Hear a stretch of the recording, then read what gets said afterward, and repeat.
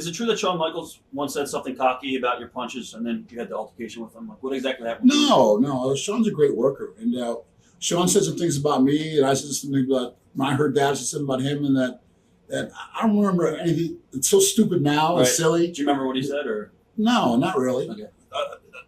I'm not trying to be evasive at all. It's just it's so silly that and we made up in past history that it was just.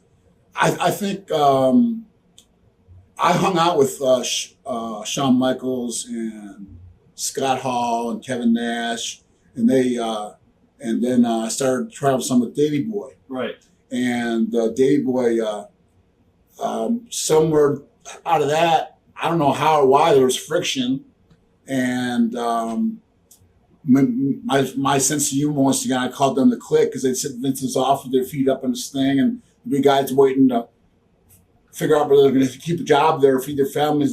They'd all sit there for 3 hours joking around with Vince. When a guy wanted to, Vince and my still work here, so I nicknamed them with Kliq. Right. And Shawn heard that, and then he said about me. And you're the actual guy who actually named him the Kliq? Yeah, wow. that was my saying, which turned out to be a good nickname for them. Yeah, exactly. And they actually, and then the way it turned out, they joke about it now too, because with me about it. Right. You give us our name, so there's nothing really. It's so silly now. It's not really. There's nothing big or worth even, coming to blows over anything like that. There was nothing like that intense. You know what I mean? Really wasn't. What happened with the Bruise Brothers and Shawn? I know they roughed him up a little bit. I heard. I don't know anything about that. Okay. Memories of teaming with Davey Boy Smith. What was Davey Boy like? He's a character. What a funny guy to travel with, and I mean, talk about a great sense of humor. I stayed with him and his family in England, and we were there one time and touring with the WWF, and at the time, and we drove in his car, and his mom and dad and his sister, his whole family stayed at his house, and just a super witty kind of river, kind of funny guy, man. Right. Great guy, Davey Boy. Great, good-hearted guy too. If he's your friend, once he's your friend, he'd do anything for you. A great guy. How different were things for you professionally and personally into your WWF career as compared to your WCW career?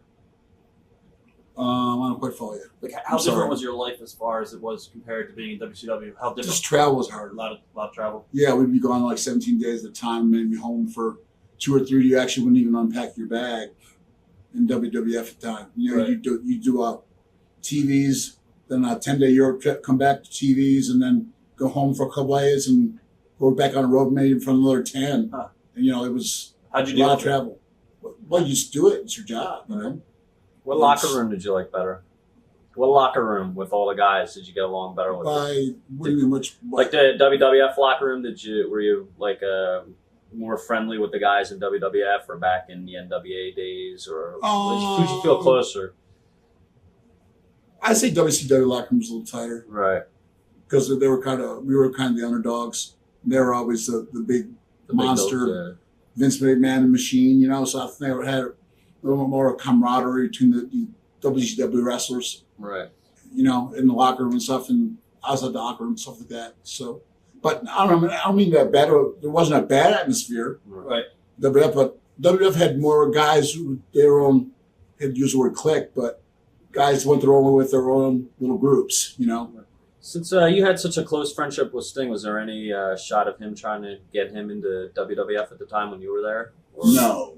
Sting was always his own man that way. Right. His own businessman. So did he have any interest? he never made an overture towards me to Right. get in there, and I never talked to him about coming in there. We were business partners, only same gyms at the time and everything, but we never talked about him coming up there or me trying to get him in there or him wanting to get in there. He never brought it up. Right. To be honest with you. We talked about the Kliq a little bit earlier on. How did things change with the slow rise of power to the Kliq? Do you think they really influenced Vince a lot as far as his thought process on who to push? We did an interview with Shane Douglas, and Shane said that those guys pretty much sabotaged his push and career in WWF. at the time? Oh, I don't know if anybody can really, if you're talented enough, I don't think anybody can really sabotage your career. Right. Guys who say that, I think, are Looking for scapegoat. I'm not saying he is. I'm just saying if you have a talent and the crowd takes to you, the promoters are going to use you whether they like you personally or not. Right. You know, I mean, I don't think anybody really sabotages somebody else's career. I mean, I think if a guy's talented, they're going to get over. Right. Either they're not a nice guy. Right. Whether anyone in the locker room likes him or not, they're going to get over. You know. Well, you never know who that's going to be. But usually the second time the guy walks out, you can tell. Crowd usually there's a buzz to the crowd when a guy walks out who has it. Right. And you can't put your finger on it. You know, the crowd just reacts to certain people. So it comes out of those $1 million and the crowd doesn't react, and some guys look like crap, and people love them. Right. You know, I mean, I don't know what it's a charisma / X factor, what do they call yeah, X factor. I don't know what it is, but yeah, most top guys have certain ingredients that the crowd takes to, whether it's your look or the way you work or the way you talk, or a combination of all those ingredients that go together. You know, Can't explain it. and I don't think anybody can really sabotage somebody else's career. I think that's kind of an excuse. You know, if you don't think you did what you think you should do. You know. Were you there when the Kliq actually called a strike and had Vince had to come to the house shows at all? No, I wasn't there. Okay. What are your thoughts on Sunny? Tammy, Sunny? What are your thoughts on her? I know her very well. She got big there after I had gone back to WCW. Right. Anything that stand out in WWF that you really enjoyed doing when you were there? Is there anything that you know? Oh, lots of things, man. First time we went to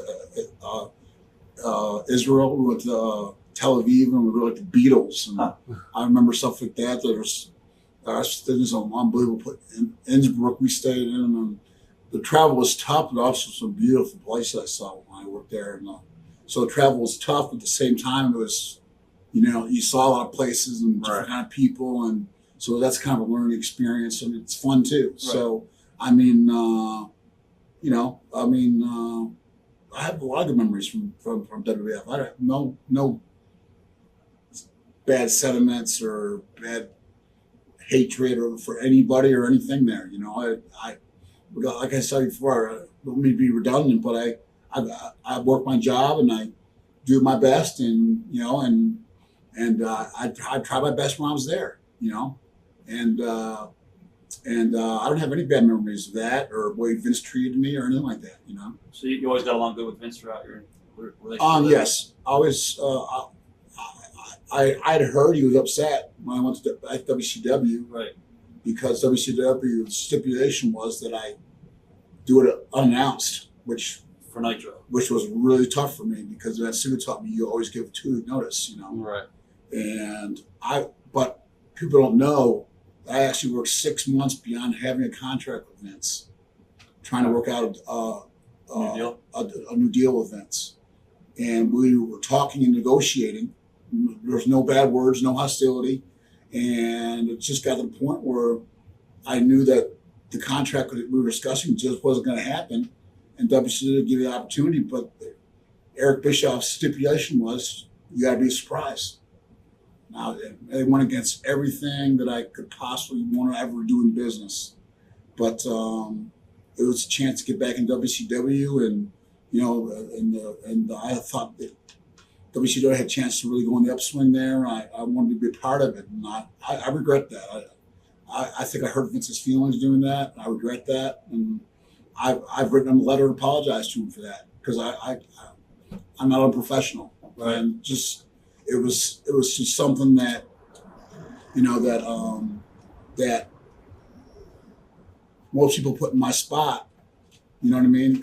At the time, the decision-making process I had to make for my family and I feed my family, that was a stipulation. So you know, even though I didn't agree with it and want to do it that way, I did do it that way. So that I regret, and I apologize to him in writing. He has a letter from me apologizing for that. I did feel badly about that. Did he respond to the letter? No. Okay. Did anybody else from the company respond to the letter, like Jim Ross or? No.